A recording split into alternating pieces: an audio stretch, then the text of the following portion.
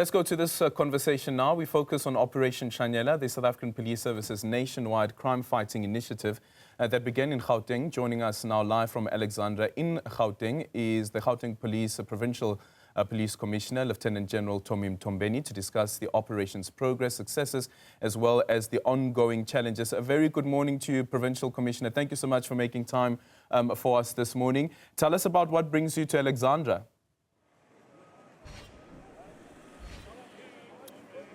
Good morning and greetings to us at home. We're, of course, paying another installment for Operation Shaela in Gauteng. Well, of course, here, as we look on the profile or presentation relating to the station, we have realized that the station is still having challenges in terms of murders, attempted murders. With subcategory robbery aggravated, they do have a challenge in terms of the house robberies, business robberies, and of course, with the theft of motor vehicles. So we are here integrated as we are in ensuring that we make sure that the communities are and they feel safe. How would you describe the success, Lieutenant General, of Operation Shaela? The Police Ministry recently revealing that since May 2023, there have been 3.6 million cases, but out of that, only 215 convictions were secured. Would you say that this is a success?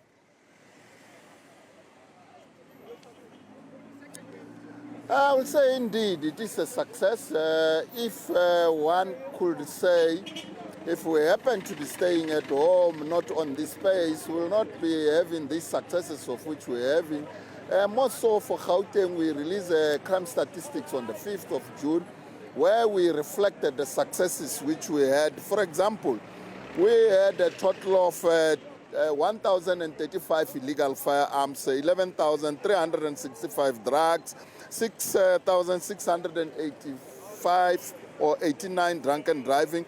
And of course, the total Shaela successes is 28,851, of which 8,110.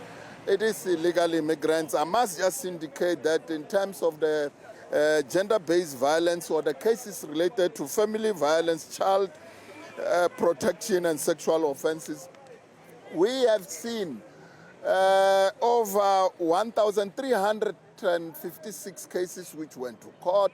Out of that, we had 102 of the offenders. We had a total of 28 lifetimes imprisonment, added to 900 years. This shows that really we are making inroad, and out of that, we also go to the community where we had 127 awareness campaign, of which we managed to reach 2,300 individuals or communities. So one can say we are indeed making an inroad in terms of these successes which I've just laid out. Yeah, but is 10% really a success, Lieutenant General? And this is now speaking about the province, because at a national level, the conviction rate is 6% or even less than 6%.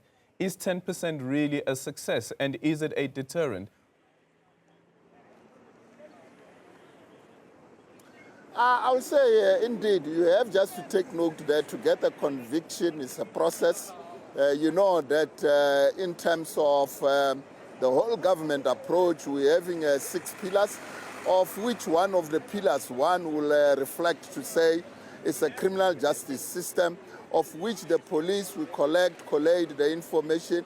We take this information through Department of Justice, and ultimately within that process, you ultimately get this conviction, and we ultimately have these people put into the Correctional Service Center.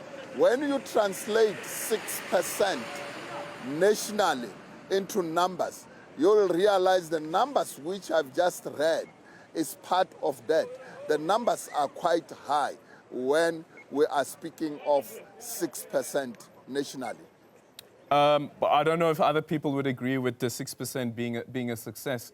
But the point that you raise now around the judiciary system or the justice system itself, when Nhlanhla Mkhwanazi had his press briefing, he spoke about the NPA and also some of the lapses and sometimes prosecutors themselves that are involved in syndicates. When you and I had a conversation last month following the crime stats that you released, you described the relationship and working relationship between the police as well as the NPA in the province, that it is a good collaboration or close collaboration that is taking place. But then you have a senior SAPS member that is saying that within the NPA itself, there are people that are actually thwarting some of these advances that you are trying to make.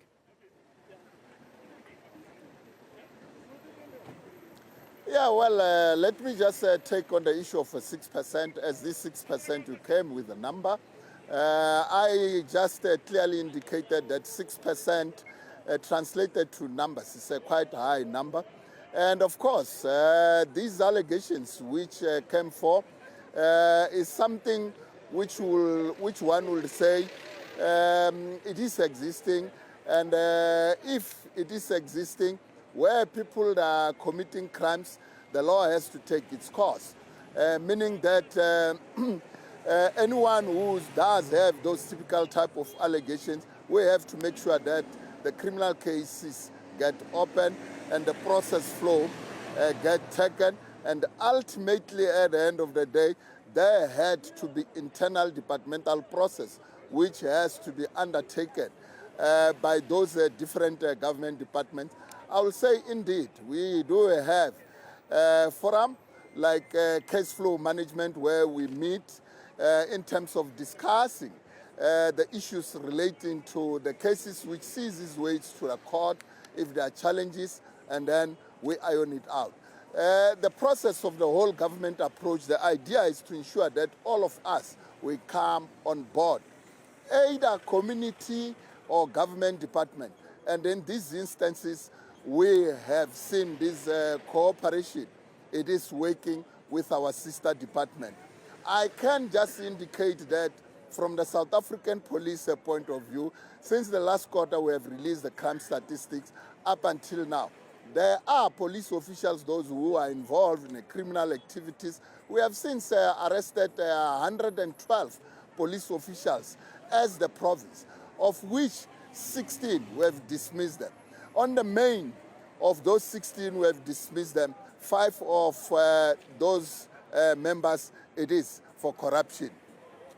It is for corruption, but again, I'm going to bring up this issue around the prosecutors themselves.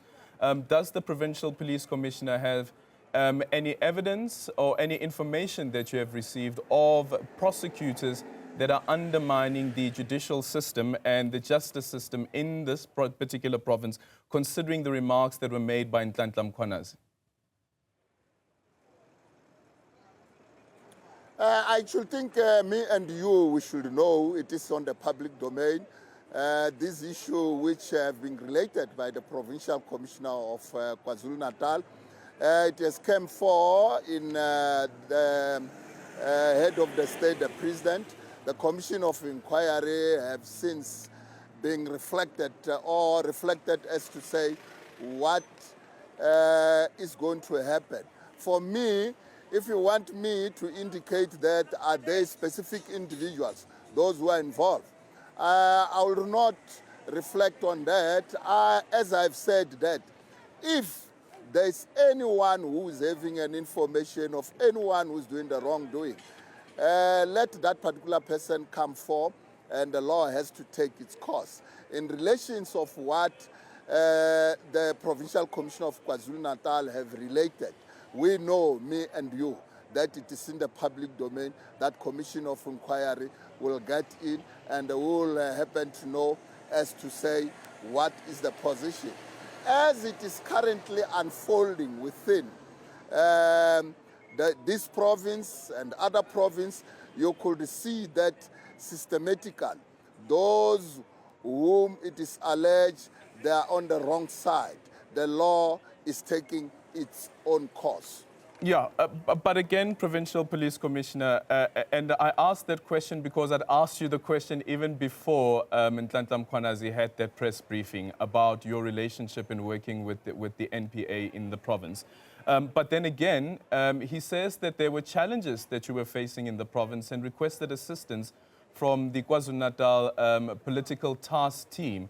Are you a political killings task team? Are you able to share with us what were some of those challenges that you were facing at the time that required you to get this assistance from KwaZulu-Natal?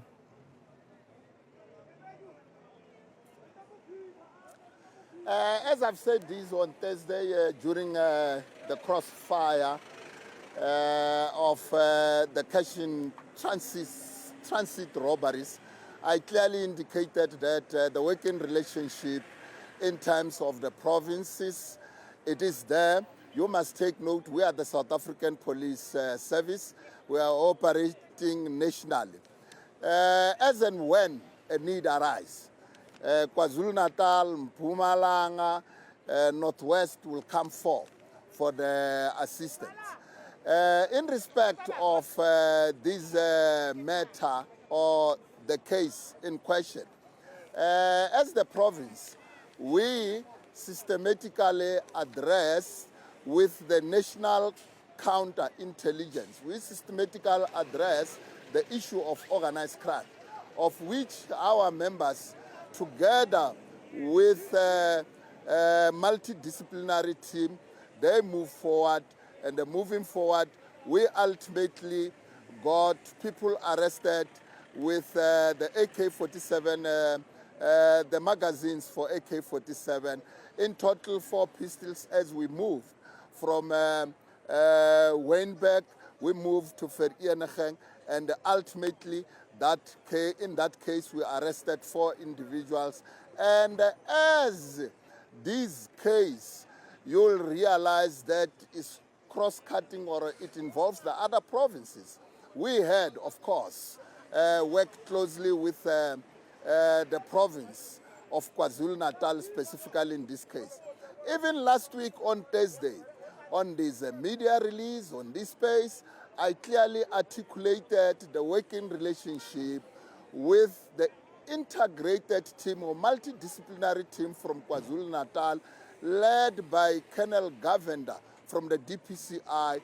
That's where we have unset the issues of cash in transit heist, where these people, they engaged the police, and ultimately we had 5 fatalities out of that engagement at Crown Mines.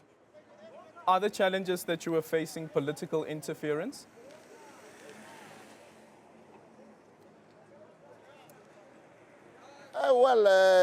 The issue of political interference, as it has been reflected on that media statement, one would say in this case, we do work closely with the Premier of Gauteng. You already know that I'm reporting directly to the National Commissioner, but in terms of also accounting in terms of the crime constitutionally, from time to time, I must appear to the provincial legislature, which is linked to the province. And currently, as the province of Gauteng, the provincial commissioner in terms of the member of executive council, I link directly with the Premier. As for now, I haven't experienced anything of some sort, and from time to time I speak to the Premier, from time to time I speak to anyone who is having a concern in relation to the crime, and we address the crime as and when it comes, or the concerns of crime as and when it comes. Is Lieutenant General saying that you haven't experienced political interference in your investigations? Is that your answer? You will have to know practically that though I'm accountable for investigation of crime, I am not physically investigating, the cases per se. But in any event, I am the accounting officer for this province. Practically, cases get investigated from the angle of my deputy responsible for crime detection. So if you will insinuate that there is a political interference. Most probably, people who have experienced it will come for during the commission of inquiry. But as for me, directly, I will not say the issue of political interference as you are putting it across. And I must categorically indicate that investigation of crime within the province, I'm responsible, but cases, individual, there are people who are responsible, and if there's a concern relating to the investigation, I come into the space and address those issues. So if there's any political interference, most probably during the commission of inquiry, we will find that coming out. All right, thank you so much. Lieutenant General, just a final one. Jerry Busha, the businessman from Pretoria who went missing, I don't know if you saw the Cutting Edge program that played on the SABC, apparently around his kidnapping and the torturing and demand for a ransom. He disappeared last year in November. Have you made any headway in finding him?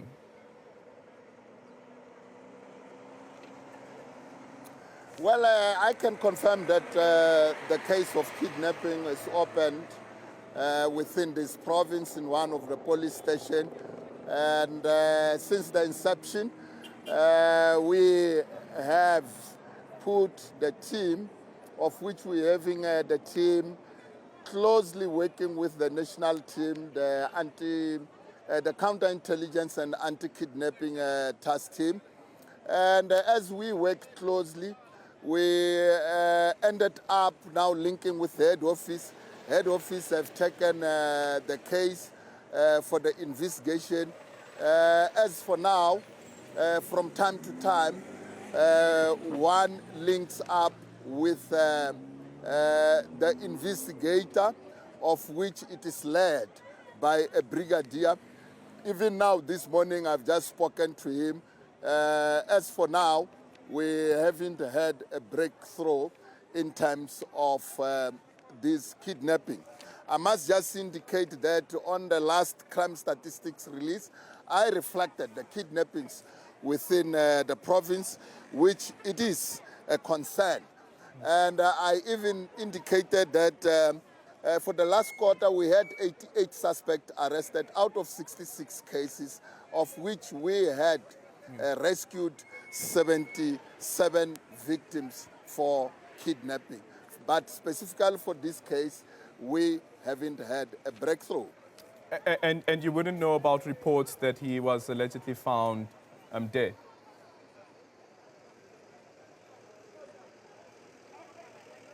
Can you repeat the question? I didn't know. I'm saying that there are reports that are indicating that he has been found dead. These are unverified reports. But from your end, at least, do you know anything about whether he is still alive? This is now Jerry.